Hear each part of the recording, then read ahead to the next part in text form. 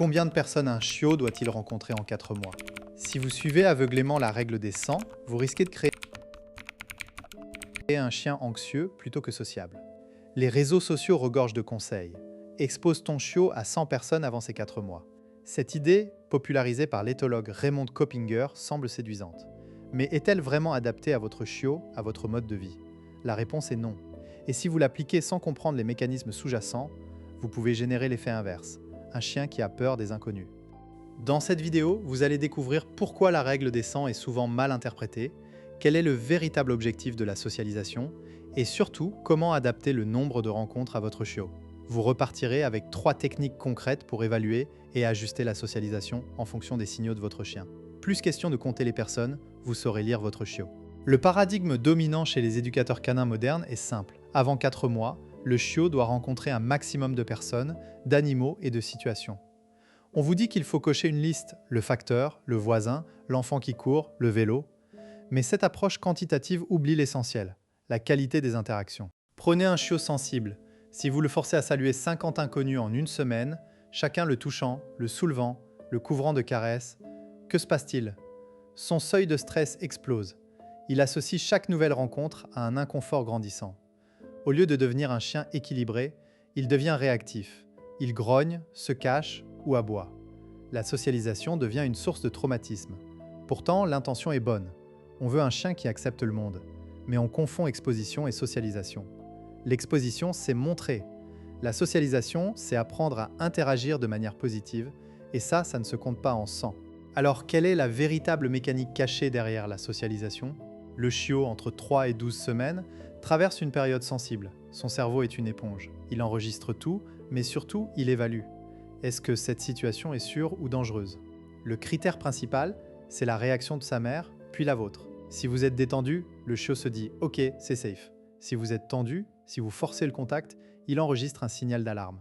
Les travaux de Coppinger, repris par Patricia McConnell, montrent que la clé n'est pas le nombre, mais la variété contrôlée. Un chiot doit voir des humains de toute taille, couleur, âge, avec des accessoires, chapeau, canne, casque, mais chaque rencontre doit se faire dans un cadre sécurisé. Le chiot garde le contrôle de la distance, il peut s'éloigner, il reçoit des récompenses.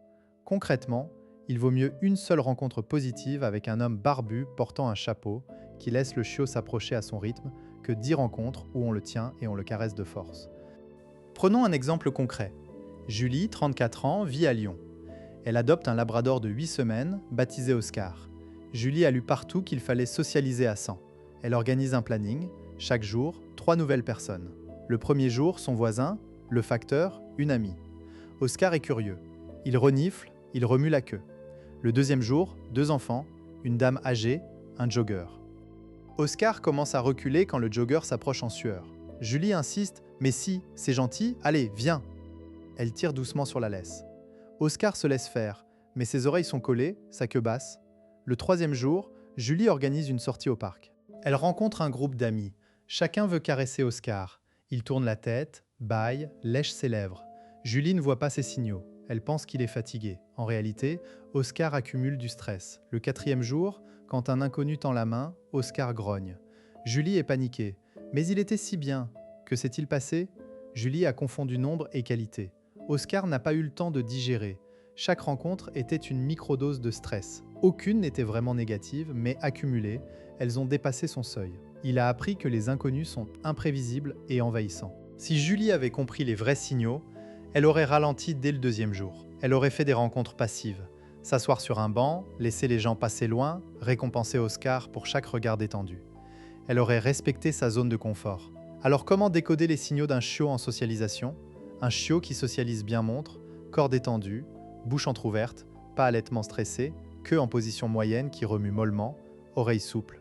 Il s'approche, s'éloigne, revient. Il mange des friandises sans difficulté. Un chiot qui dépasse son seuil.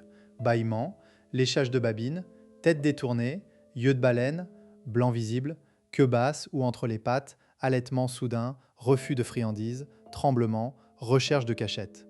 Si vous voyez cela, vous êtes allé trop vite. Reculez, augmentez la distance, laissez-le observer.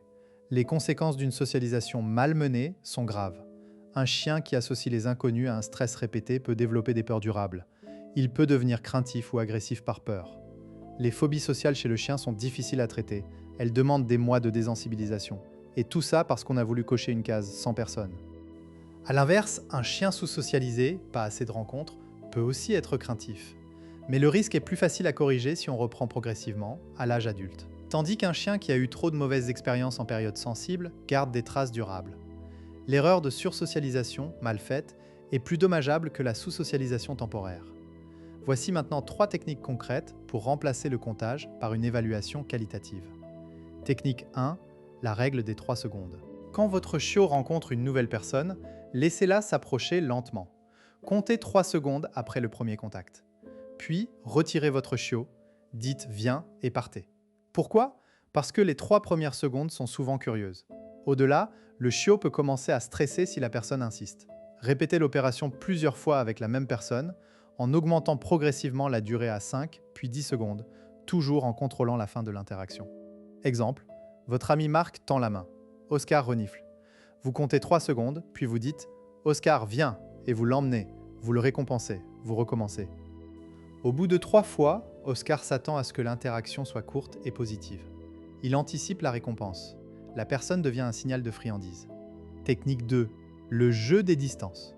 Planifiez des séances d'observation passive. Asseyez-vous sur un banc dans un lieu calme, avec des friandises.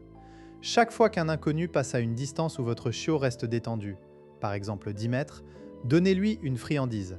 Progressivement, vous pouvez réduire la distance 8 mètres, 5 mètres, etc. en fonction de ses réactions. Si à 5 mètres il montre un signe de stress, retournez à 10 mètres. L'objectif est de créer une association positive entre l'apparition d'un inconnu et la friandise.